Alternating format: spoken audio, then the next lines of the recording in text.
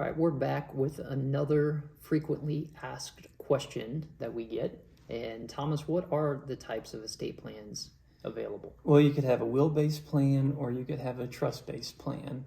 And with a last will and testament, there are a lot of different ways that you can design it. But the principal idea is your will is going to be the governing document that determines where assets go. And so you think about maybe there needs to be a guardian of an estate and of a minor, the person of a minor. The will can kind of set up maybe a testamentary trust for that child, so that everything that child is owed or is entitled to receive can be overseen by a trustee, but it also has to go through the court system. So the will-based plan has to go through a probate administration in some ways. But again, that's the deciding factor between a will-based plan and a trust-based plan. Your principal document is the last will and testament. Yeah, and those documents set out who will be the personal representative of the estate responsible for carrying out the terms of that document after you've probated it. In a couple of the exceptions, potentially, Yes. as there's a threshold for when probate is required. And so there's some complexity there. But in general terms, that will-based plan will require the court to probate the terms of that last will and testament. And I have a lot of clients who are just trying to seek some information about that, and that's where this question comes up, is I really don't want to go to probate. How do I avoid probate? Yeah. Well, the way to avoid probate is to have a trust. That's one great way to avoid probate. There may be some other ways, but having a trust is probably the best way of avoiding probate. The trust can hold a lot of different assets. In most cases, it can hold all the assets unless you have like a retirement account that can only be held by an individual. And so you can put your house into a trust. You can put your bank accounts into a trust. You can put your brokerage accounts into a trust. And then those accounts, because they're in a trust, are governed by the terms of the trust. And so an individual, a grantor or a trustor, the one who creates the trust, can determine where those assets go, during that person's lifetime, but then also after their lifetime. It's in some ways a way to rule from the grave, if you will.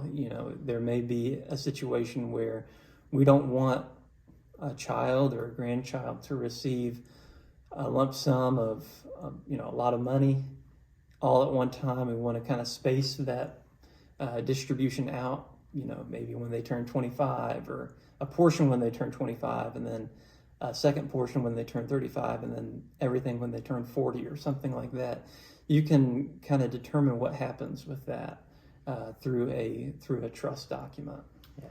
And it's the legal theory behind that, and why you can avoid probate with having a trust, is that if you have assets in your individual name, that's the asset that has a title or some sort of ownership designation that needs to be transferred to the beneficiary under a will.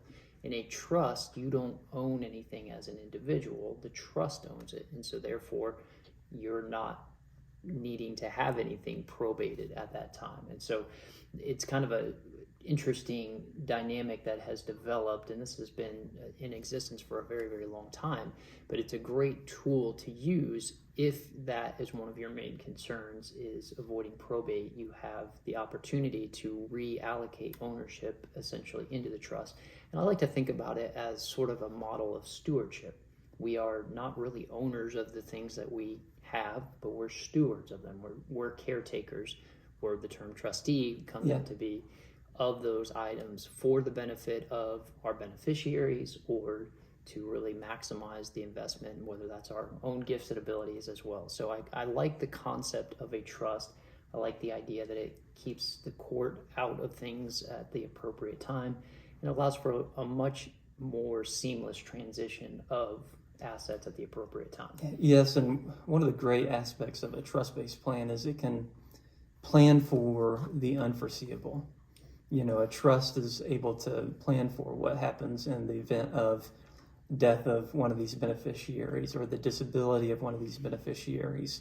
And so, you know, we don't know what those events might be, but the trust can say, if this happens, then the distribution needs to go this direction, or it needs to stay in a special kind of trust, maybe a special needs trust in the event of a disabled child or beneficiary.